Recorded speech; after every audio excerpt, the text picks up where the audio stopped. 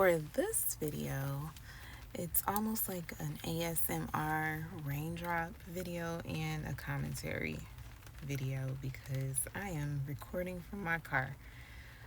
I'm like waiting on a carry-out order, and I just wanted to kind of share some epiphanies that I've been having. One related to a video that EU posted yesterday. In that video, she talked about how sometimes or actually, she didn't say sometimes, she said whenever there's some sort of ambiguity around a feature, and she gave the example of colorism and complexion, that there's like just the fact that they're like an outside force is trying to figure it out or trying to put the person in one category or the other, by the very fact of that happening, like there's some ambiguity there that has created room for the discussion. And some of this is just some of this commentary is going to be all over the place because it's kind of just like I am just kind of thinking out loud. In my life, I'm always looking for congruency.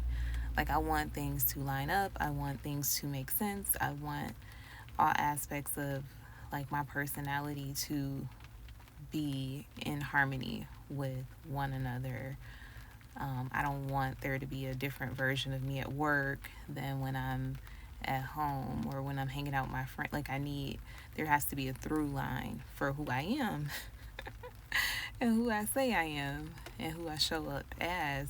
And I'm looking at some of the titles for my videos, and some of it may just be like, just kind of finding this particular community, this subset of, I don't know, empowerment videos, empowerment content, like, and I'm discovering the content and I'm learning and I'm listening and I'm remembering, just different things in my life that maybe I've suppressed or, just didn't understand in general. And maybe that's why, like, some of I'm just looking at my titles. And one title talks about, like, reverse colorism being real. And then another video is titled "Being Monoracial Means Nothing and It Will Not Save You from Intraracial Hatred." And I'm looking at that title, and then one really close to it is something like "Moving Beyond Colorism." And I'm just like, girl, are we moving beyond colorism, or are we about to talk about how being monoracial means nothing? And it's not gonna save you. And that's really like, I was just looking at it like, okay, girl, we see where you are. I know where you're trying to be, where you're trying to go. But what is this? Like, what is this that I'm doing? Like, it's happening organically. Like, I'm organically sharing different experiences that I feel have shaped who I am and that have been problematic for me. And, if you just say the ugly truth and acknowledge the elephant in the room, even with 2 Black parents, 4 Black grandparents, 4C hair, this light brown skin has created some challenges that we are just now acknowledging. This type of content is still very new, and it's still very, like, this is why we're anonymous. Like, this is why we're faceless accounts, because people are not openly discussing pretty privilege. People aren't openly discussing or acknowledging how, whenever I saw a girl who made a video a year ago, and she said, and she was a dark-skinned, unambiguous, attractive black woman. And she said that although she's attractive, she doesn't feel she benefits from pretty privilege. And she gave the example of not being chosen for certain opportunities or not being allowed to, get into certain spots. But then on the flip side, she was like, but I did get us drinks free on occasion. I did, experience some benefits. And she ultimately came to the conclusion that a lot of what people call pretty privilege is featureism, colorism, and what else did she say? Featureism, color, and texturism.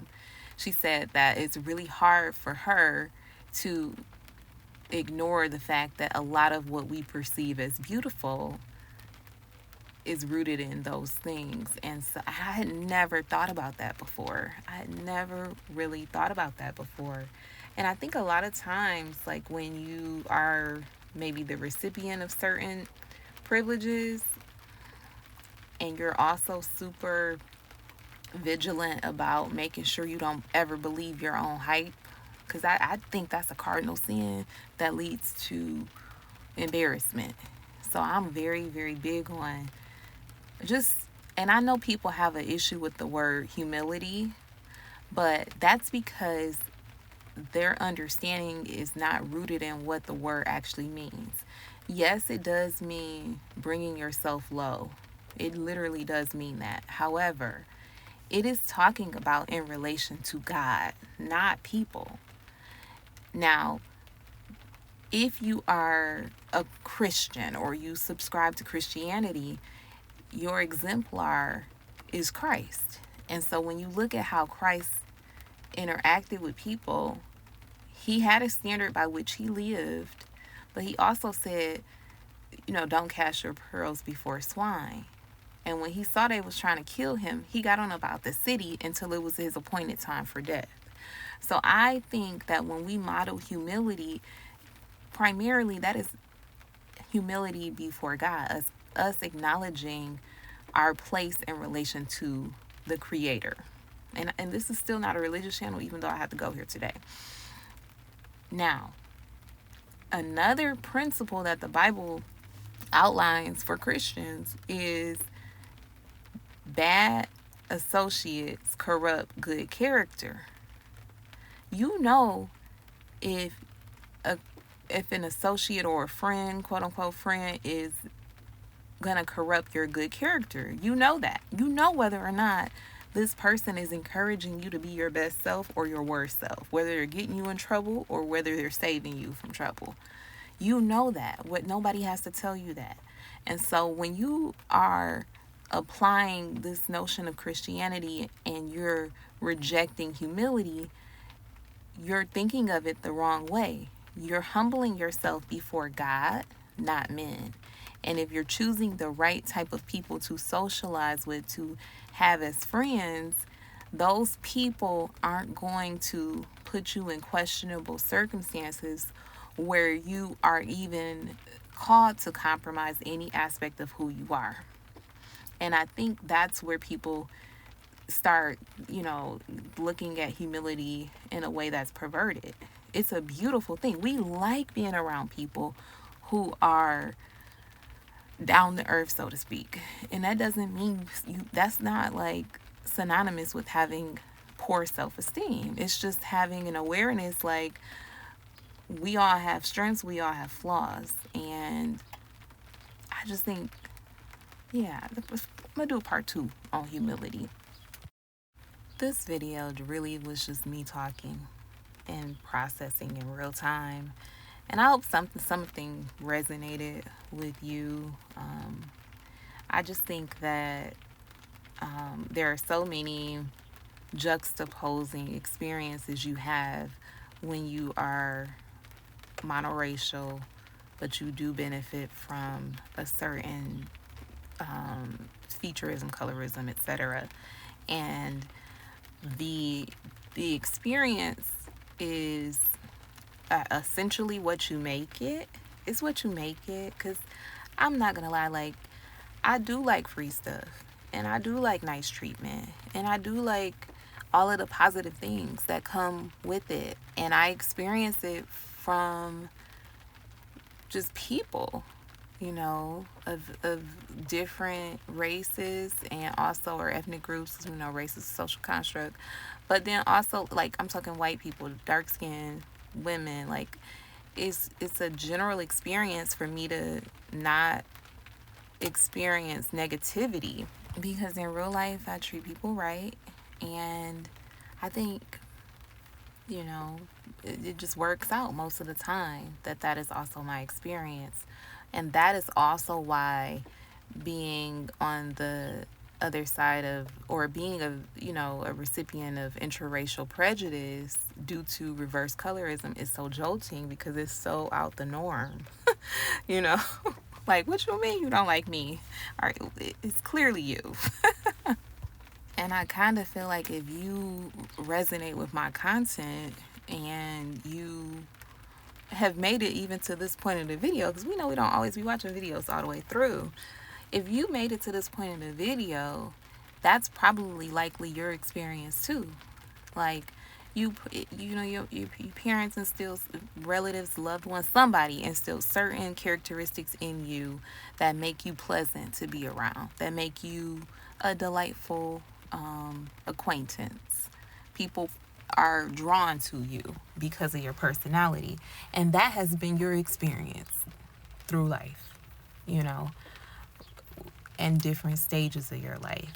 And so when you run up on somebody who is different and giving you different vibes, different energy, it's jolting, it's confusing, and you remain the same. You still just as nice as you were.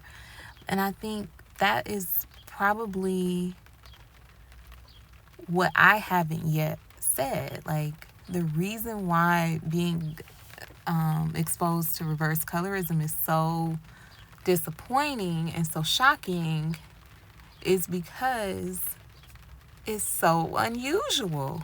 Like, to not be received well.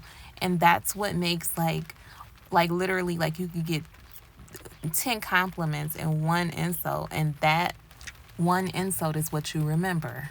That one insult is what stands out. And that is the experience of being not just a golden brown monoracial black girl with 4C hair, full lips, or some variation of that.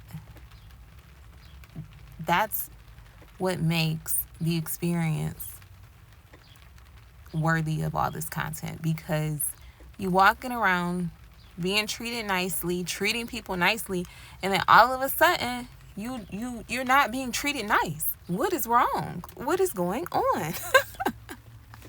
And so, yeah, like, that's the epiphany that I've had. It's not that I'm not treated well by other people, including unambiguous dark-skinned black women and white women and other types of women. It's just that when I'm not, it's confusing and it's frustrating. And you just, again, coming back to just wanting congruency, wanting things to make sense, and, like, evolving beyond that, and just, exploring what that means. Because I'm not about to change. I'm not going to be less kind in fear of running up on one person out of 10 who's raggedy and with a mean spirit. And I'm not going to constantly stay on guard, just in case. So I guess that's what I'll be working out in the next pieces of content. Like, just seeking to bring some congruency to my content and my channel, because I can't be going from moving past colorism to being monoracial won't save you. Like, no, girl. That's not what we doing. We're gonna figure this out. How are you? Or did anything make sense? Did anything resonate with you? Thank you for listening.